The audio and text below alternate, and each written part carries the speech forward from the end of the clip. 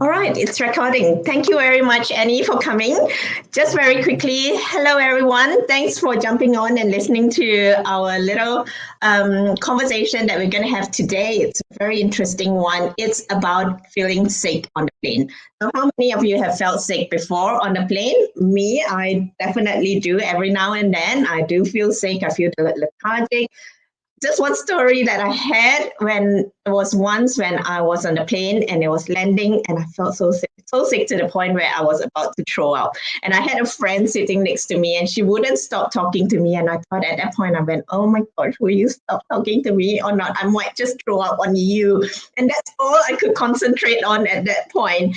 But that's my little story about planes. And, I've learned so much more about, why we feel tired, why we feel lethargic when we are on the plane.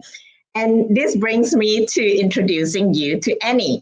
So how did I meet Annie? I met Annie through her mom, Diane, which I met through a coffee morning catch up.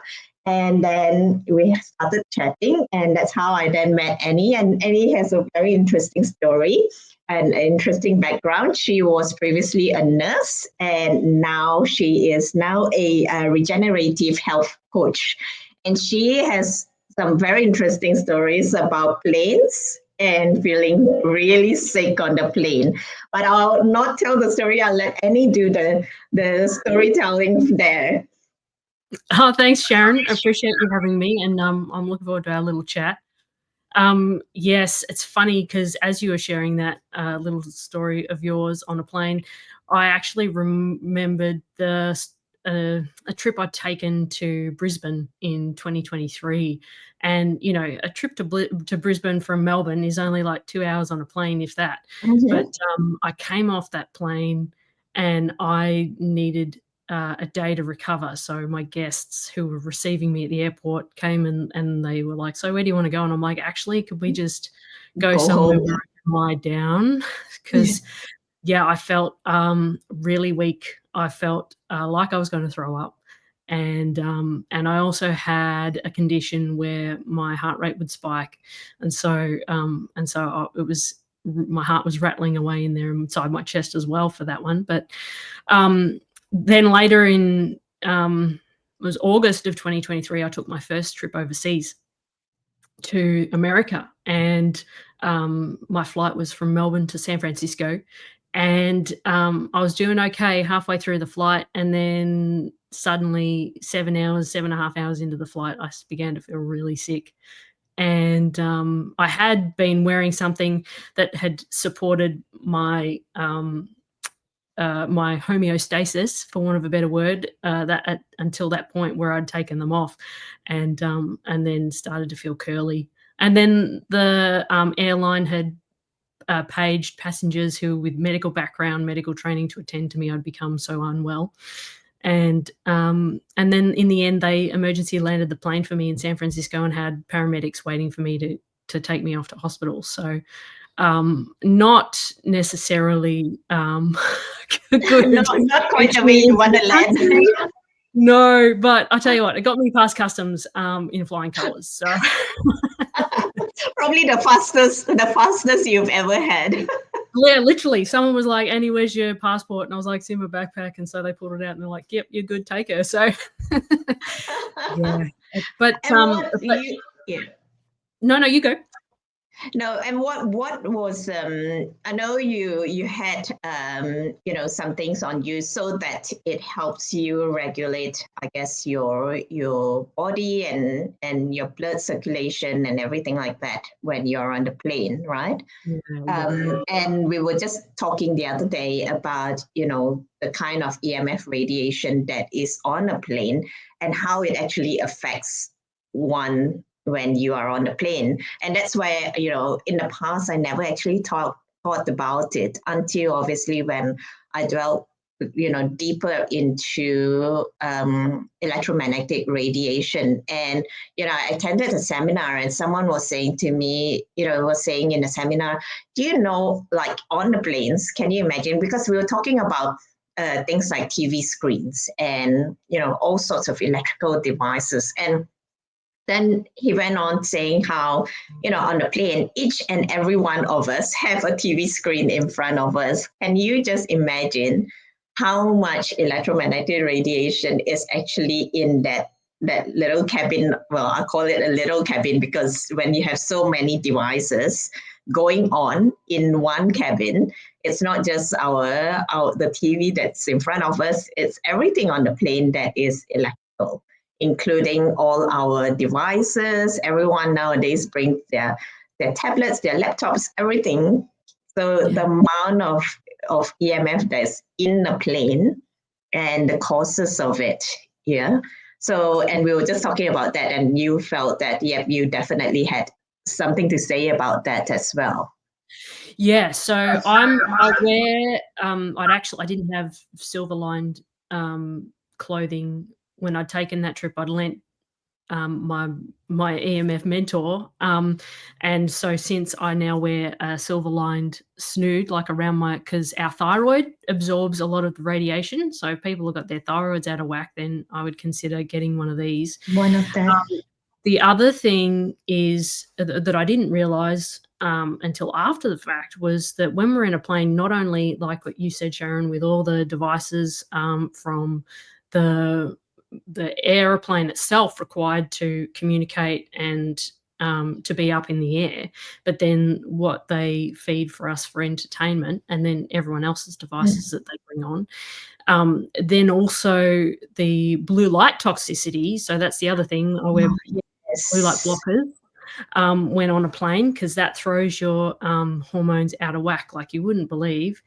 And then something else called cosmic radiation, which makes sense when you're up at a high altitude, closer to the ionosphere and whatever, and so there's a lot of radiation that comes from that. So not only the pinging of all the devices on the inside of the plane, then you've got from the outside of the plane, and then you've got the light factor as well, which is not just for our eyes but also for our skin. So for some people who have electromagnetic sensitivity like I do, and I think maybe you do too, Sharon, we notice it more, whereas not everyone would be like, oh, what's wrong with you? It's fine, just suck it up. One of the other things, though, too, that you can do when you get on a plane is actually wear yellow clothing, because frequency is on a spectrum where light and sound are. And so yellow blocks EMF from, protecting our organs. So if you wear a yellow T-shirt when you're on the plane, then that'll help mitigate some of it. Yeah. Absolutely. It's crazy actually when you think of it. And another person was saying to me, can you imagine, like for us, we've got all these devices, right? Imagine the pilots that is in front of the whole dashboard. Like and for a fact that I constantly talk about cars, and whether it's a petrol car, it's EV car, and I've done testing before with the radiation tester that I have, and it is like always beeping like crazy. Unfortunately, obviously nowadays after 9/11, no one can ever go into the cockpit. But can you imagine if you had one of these devices to actually test out what it would be in those cockpit? It's crazy. And not surprisingly, now more than ever, we've got pilots and airline staff who are suffering from cardiac conditions, and and then the odd, well, it's not odd, but we've had a couple of occasions where a pilot has had a heart attack behind the wheel of a plane, so that's pretty scary stuff. Definitely. And so, that's why we were talking about, like Annie, it's really interesting how you talked about the blue light. And that's a really, really good tip. I've never thought about that in that sense. But obviously, I mean, and wearing yellow is a very interesting point as well. Obviously, I mean, for me and you as well, I know Diane has one of these as well, which is the M Guard that we both have. Which we spoke about, actually I spoke to Diane about the M Guard, and the M Guard is basically an electromagnetic radiation guard. That's why it's called the M Guard, right? And it basically covers 8 meters in diameter. And I've known many people who take it onto the plane, and they plug it in because it uses a USB pod, and you just basically plug it in and it protects you. And many who have used it have always said that, they don't feel lethargic, they're not tired, they don't feel the back aches and things like that after they have, when they've got the M guard.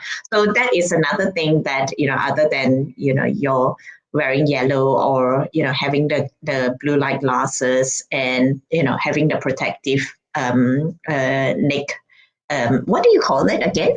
It's like a snood. It's like a snood. It's a buff. It's just a circular scarf that goes around my neck. I also wear a silver singlet. Yeah. I think there's many things. But even before you get on the plane, Sharon, because once you step into an airport or on the curb of an airport, you're exposed to I think some airports are running up to 8G now in frequency, 8th generation frequency, and so I opt always to be pat down as opposed to going through the scanner, because that also emits a higher level of frequency. So and then it's not just people who are electromagnetic sensitive who feel this. So that if you did a live blood analysis of someone who got on before they got on a plane for air travel and then after, you would see that their red blood cells would stack. I think the condition's called Goulard. But so it's a physiological effect that it has on our bodies being stagnant, being exposed to recycled air, and then all these electromagnetic frequencies, and then blue light the entire trip. It's not ideal, especially for long trips anyway. Definitely. And that's why actually every time I always encourage everyone. I mean, for me, yes, when I fly, I must say I haven't actually taken my M guard up on the plane. I am heading out to Gold Coast this next month, and I thought, okay, I'm going to have to bring it along with me, because I would definitely want to feel what the effects are, because I know for a fact that when I use it in the car, and I've always said it to everyone that, look, bring it along with you in the car, because it's light, it's easy, it's almost like a modem size, and you take it along, and not only you guard yourself, you're on the plane, you're guarding everyone in that 8 meters of diameter sitting around you as well. So how amazing would that be, right? Everyone else. I'll definitely have to do that on my next flight. Another thing that people can do too, if they aren't able to take their M guard with them on their plane, or have anything like that, is actually as soon as you land, and the next available moment you can, take your shoes and socks off and get grounded in the grass. It quickly helps regulate your circadian biology, especially if you travel time zones and you're at risk of getting jet lag. I didn't experience any jet lag the last 2 times I went to America, because I grounded as well when I got off the plane. I will have to try all that. It's really good tips. I don't think I feel that, when we talk about EMF radiation and things like that, it's not one or the other, it becomes, everyone actually should practice to make sure that you become more aware and actually make things like that, everything that you've said, or, if you don't have an M guard, there's so many things that Annie has just mentioned, whether you're grounding, you're wearing some protective gear, or you even wearing yellow. I'm sure every one of us have something yellow, and blue light glasses are like, we can get it so easily. So I think it's something that we all just need to be more aware of, and, that people just need to stop thinking that, it doesn't affect us, because studies have shown that it does affect us. There's a difference between when it first came out, in whatever, when all the technologies were coming out in the late 1999, 2000 was when, all these devices started coming out. But between that time and now, the amount of equipment and technology and Wi-Fi stuff that we have has just more than tripled, so many times more than what they have always said was a safe amount. So, I mean, go guess there. It's no different from when, I say to people, when they talk about smoking, in the 50s and 60s, it was so cool to smoke, right? And it was on all sorts of, it was on television, it was on all sorts of media, and it was the coolest thing.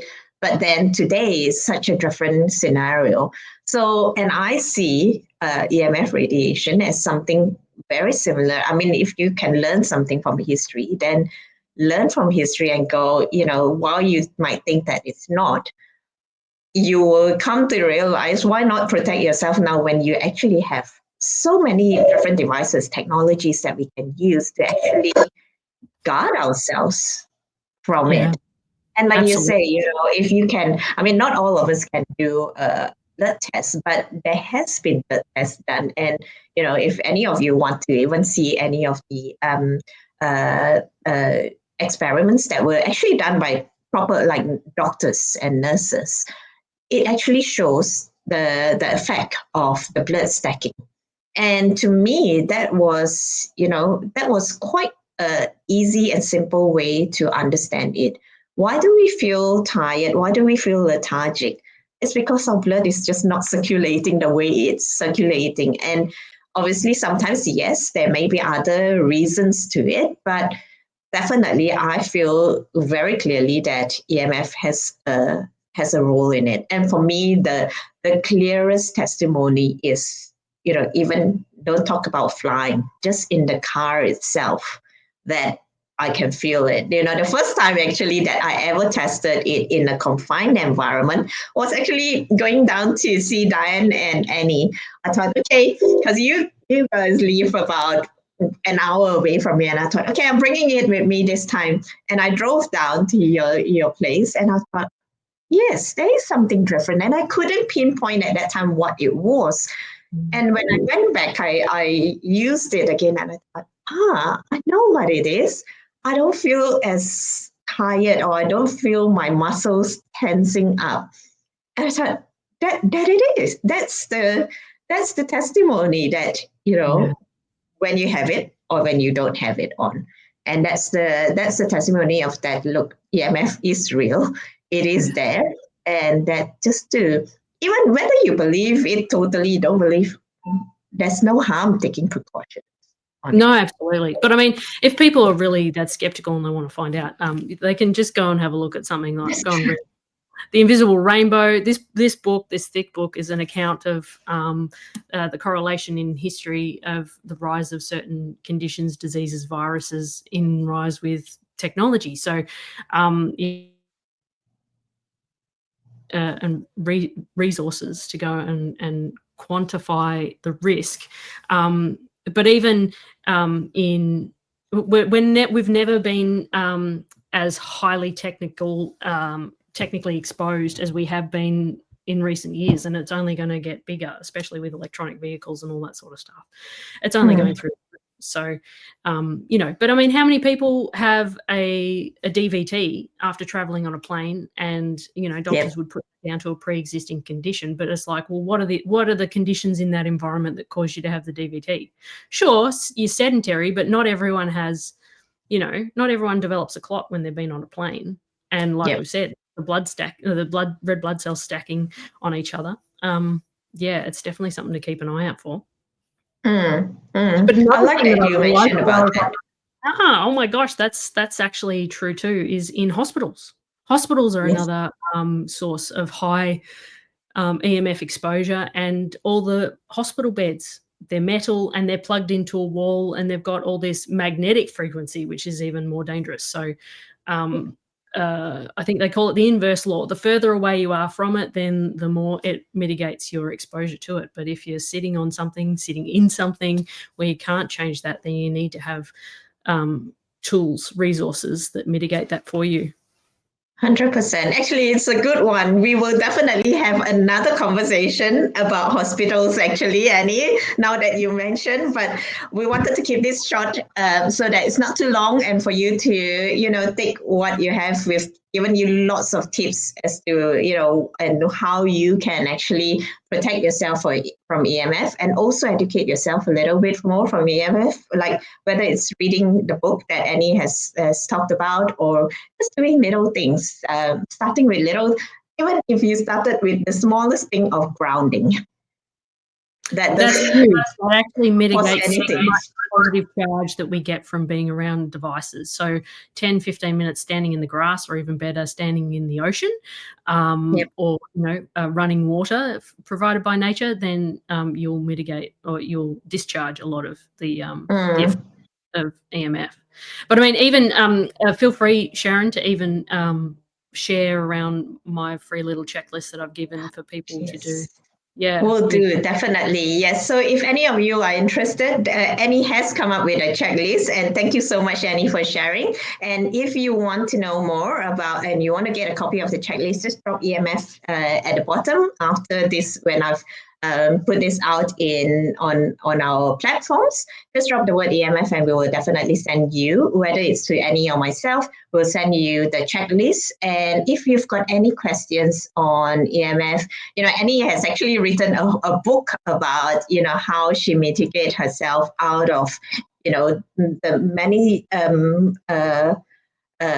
pains and all sorts of illnesses that she had, in the past couple of years, and how she mitigated it from just taking medications after medications after medications,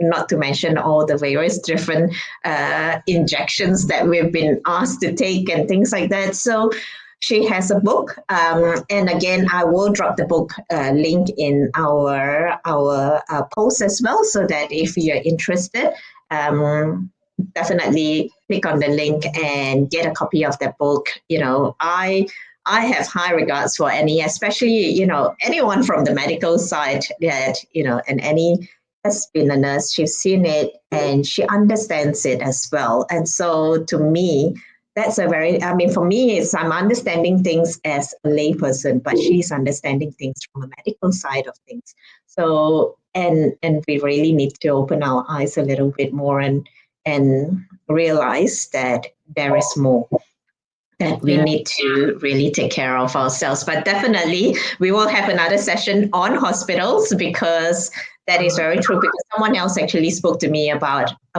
hospitals and stuff, and you are so right in terms of the beds. Like, I actually never thought about that. Like, it's all it wasn't until someone said it to me, I was like, oh no, crap.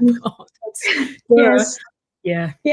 It's actually no different from the grounding. So when I was in Singapore, a friend of mine bought, she lives in an apartment, and she brought back a mat that's supposed to be a grounding mat. And I'm thinking, no, you're plugging it into an electric source.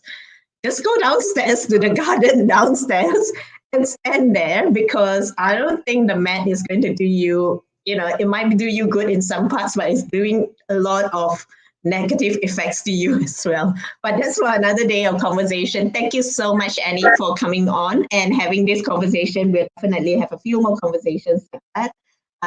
And if any of you want to know more about EMF, of whether it's MGuard or anything that's related to EMF, just drop us a message and we will definitely get back to you. Thank you. Bye.